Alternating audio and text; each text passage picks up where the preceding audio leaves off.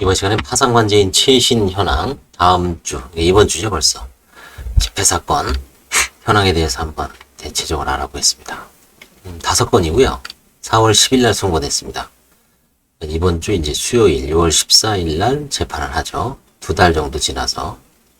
이 채권자는 없었습니다. 근데 송달이 좀 안 된 사건이 많아요. 개인 채권자의 송달이 안 되고 여긴 2명 안 됐죠. 파이낸셜 대부. 그 다음에 최모 씨. 이런 거는 아마 제 의견은 이제 뭐 폐지 의견인데 판사님은 아마 속행될 가능성이 있습니다. 송달이 안 돼서. 전부 소송구조 사건입니다. 그 다음에 이제 요거는 이제 쟁점이 많은 사건인데 이게 채무자회생법 386조 사건입니다. 아주 드문 사건이죠. 채무자가 파산을 신청했는데 파산 선고 전에 이제 그 시점에 어머니가 돌아가신 겁니다. 그러면 이제 상속이 개시가 되죠. 그런 경우에는 파산 선고 후에 상속 포기를 하더라도 한정 승인의 효력이 미치기 때문에 파산관제인은 환가를 할 수 있습니다. 물론 재산이 뭐 미비하면 작으면 이제 환가 포기할 수도 있는데 이거는 지금 상속 재산이 3억 정도가 돼서 채무자의 지분만 해도 한 4, 5천 정도 되는 것 같아요. 그래서 쉽게 환가를 포기하기가 좀 그렇습니다. 채권자들의 이익을 위해서. 이게 아마 이제 대리인이 이걸 아마 이제 이럴 때는 이제 파산 선고를 받기 전에 파산 신청을 취하한 후에 상속 포기를 하고서 다시 내야 되는데 그 절차를 아마 못한 것 같아요. 그러니까 이제 당사자는 불만을 제기하는 거죠. 그러니까 대리인이 이제 사임계를 제출하고 이제 뭐 장황한 탄원서를 썼어요. 그 재산은 뭐 누가 모시고 어쩌고 저쩌고 해서 했지만 그래도 결국은 이제 쉽게 상속 포기를 한정 승인 효력이 있기 때문에 채무자의 상속 지분을 환가를 해서 어떻게 해서든 채권자한테 배당하는 게 원칙입니다. 그래서 그게 386조 사건입니다. 이게 가끔 한 1000건당 몇백 건당 한 건 일어나는 사건이에요. 과거에도 이제 큰 사건을 제가 소송까지 해서 환가한 적이 있는데 그럴 정도로 간혹 일어납니다. 금액이 큰 거는 이제 소송까지 불사합니다. 그때도 이제 뭐 한 4, 5천 정도를 화해를 시도했는데 전혀 응하지 않아서 결국은 최종적으로 판결까지 가서 1억 1천만 원 3배를 받아낸 적이 있습니다. 당사자들은 이제 사실은 혹 때려다 혹 붙인 거죠. 이번 거도 마찬가지입니다. 좀 적절하게 그 4천 정도를 다 환가를 안 하거든요. 한 30%, 많에 한 40% 정도를 응하면은 한 1000에서 2000 정도 사이에 응하면은 뭐 채무자도 면책을 받고 그렇죠? 그 수익자도 어머니죠. 아니 어머니가 아니라 이제 아마 형제 중에 한 명이죠. 형제 중에 한 명. 이거는 이제 아직도 그 어머니 명의로 재산이 남아 있습니다. 그래서 문제가 되는 거예요. 더군다나. 그래서 좀 이런 거를 대리인들이 해줄 때 정밀하게 해줘야 됩니다. 그러지 않으면 나중에 당사자한테 욕을 먹거나 큰 불이익을 줄 수가 있어요. 어쩌다가 이게 파산 사건을 어쩌다가 한 건 하면서 하다 보면은 이거를 특히 상속과 관련된 파산은 예의주시해야 됩니다. 그 사망 시기, 신청 시기, 파산 선고 시기 그 사이에 뭐가 앞서냐에 따라서 천지 차이가 결과가 있어요. 파산 선고 후에 상속이 일어나면 아무 문제 없죠. 신득재산이라 그랬죠. 근데 파산 선고 전에 채무자를 위하여 상속이 개시된 거는 파산 선고 후에 상속 포기를 하더라도 한정승인 효력이 미친다. 라고 법에 명확하게 386조에 채무자회생법을 규정을 해놨죠. 그런 경우에는 파산 선고가 임박해서 상속되는 재산에 대해서 쉽게 상속 포기를 못하도록 제한을 한 거죠. 법문상. 그런 경우가 아주 드물게 일어납니다. 속칭 1000건 중에 한 건 일어날까 말까예요. 제가 그때 그 1000건 중에 한 3,400, 한 3,500, 600건을 한 것 같은데 그런 사건은 한 서너 건 정도. 지금 이 환가는 이거 큰 겁니다. 하나는 소송까지 갔고 그 다음에 하나는 워낙 금액이 미비해서 그냥 포기했지만 간혹 일어납니다. 이렇게 보면. 근데 이번에는 이제 환가를 했기 때문에 지금 이렇게 좀 말씀드린 겁니다. 386조 기억하십시오.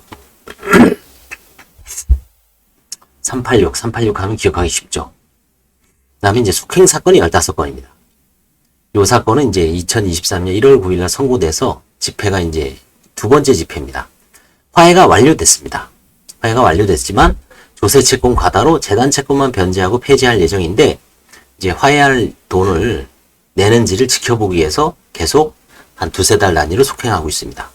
그 다음에 이거는 이제 상속재산입니다. 상속재산 파산. 이것도 이제 화해가 완료돼서 이거는 좀 중장기적으로 지금 한 10개월 정도 줬습니다. 금액이 좀 커서. 그래서 6번째 지금 속행하고 있습니다. 이거는 이제 돈이 다 들어오려면 제가 보니까 10월 말까지 기다려야 돼요. 근데 한 달에 한 번씩 230씩 들어오고 있습니다. 이거는 이제 뭐 벌써 1년 졌죠. 1년 전에 선고된 건데 6번 속행됐습니다.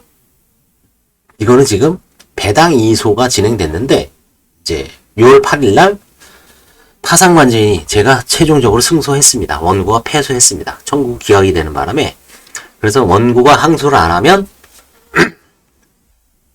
이미 채권조사는 다 했습니다. 채권조사는 하고 그때 이제 속행을 했는데 8월 23일 날 지정이 됐는데 소송 여부에 상관없이 이거는 이제 관제인이 이겼기 때문에 배당을 해도 큰 문제는 없습니다. 다만 이제 그 배당을 2번 해야 되는 문제가 있죠. 그래서 확정이 되면 8월 24일 채권 조사를 하고 돈이 3억 6천인가가 이미 들어와 있고 1,500만 원 때문에 이제 2천 정도가 되는 소액 사건입니다. 근데 그걸 만약에 제가 이겼기 때문에 채권자들한테 3억 8천이 가느냐 3억 6천이 가느냐의 문제인데 상대방이 항소를 했기 때문에 항소를 하면 그 남은 2천만 원은 최종 확정될 때까지 이제 추가 배당을 해야 되죠. 추가 배당. 그래서 한 번에 배당하느냐 추가 배당하느냐의 문제인데 뭐 상대방이 아마 크게 항소를 할 것 같지는 않아요. 또 항소하면은 추가 배당을 하려고 합니다. 요거는 이제 부인 결정이 이미 났습니다. 이것도 사회채 속행되죠. 지금 중앙지방법원의 방침은 추정 사건은 없습니다. 거의 없습니다. 원칙이 전 사건을 속행합니다. 그래서 기수가 벌써 이게 4번, 심지어는 10번 속행한 사건도 있죠. 이거는 관제인이 부인 결정, 부인 청구를 해서 관제인이 승소를 했습니다. 흔히 말하면 이제 보증금을 뭔가 빚이 생기니까 1억 3천 정도를 어머니한테 이전을 해서 어머니하고 합친 겁니다. 그래서 그 돈을 내놓으시오라고 해서 판사가 인용을 했는데 채무자가 변호사를 선임해서 이제 부인 결정에 대한 이의소를 서울회생법원에 제기를 했고 아직 길은 잡히지 않고 있습니다만 뭐 좀 중장기적으로 시간이 상당히 오래 걸릴 것 같습니다. 또 상대방이 항소할 수도 있으니까 이런 거 한 2, 3년 갈 수도 있죠.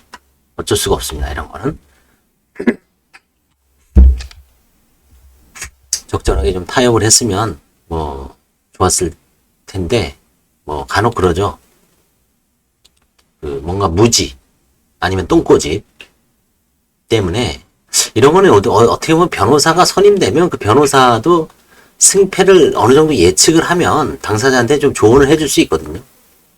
비록 변호사가 뭐 자기 이익을 위해서 의뢰인이 이익을 위해서 싸운다고 그러지만 명백하게 패소가 뭐 명백한 거를 그래서 이럴 때는 이제 오히려 우리가 조정하는 게 유리하다라고 적절하게 조언을 해주고 당사자를 설득하는 게 필요한데 그게 안 되면 뭐 어쩔 수가 없죠. 그다음에 이것도 상속재산 파산이고요. 이거는 보증금 반환 청구 소송, 상속재산 파산에서 사라진 망인의 보증금을 이제 청구하는 겁니다. 이것도 이제 소송 진행 중인데 상대방도 지금 뭐 쉽지 않습니다. 이것도 최종적으로 판결까지 가면 다 금액이 1억이 넘는 소송이라서 이것도 그렇고 이것도 1억 2천, 이건 1억 5천을 청구하는 건데 금액이 만만치가 않죠. 그 다음에 이 사건도 이제 한 4개월 지났죠. 이건 화해 계약이 다 완료가 됐습니다. 지방에 있는 사건인데 어떻게 하다가 서울에서 신청을 해서 서울에서 화해 계약 배우자한테 넘긴 재산 1억 1천만 원인 화해 계약을 했고요. 그 다음에 아들이라든가 이런 사람들한테 이제 편파 변제한 거를 대략 한 4천 얼마, 총 1억 5천인가 6천 정도를 환가를 했지만 이제 채무자가 세금이 한 4, 5천 정도 남아 있어요. 그래서 그 세금을 우선 변제하고 그래도 한 1억 정도가 남으니까 채권자들한테 이제 배당을 할 예정입니다.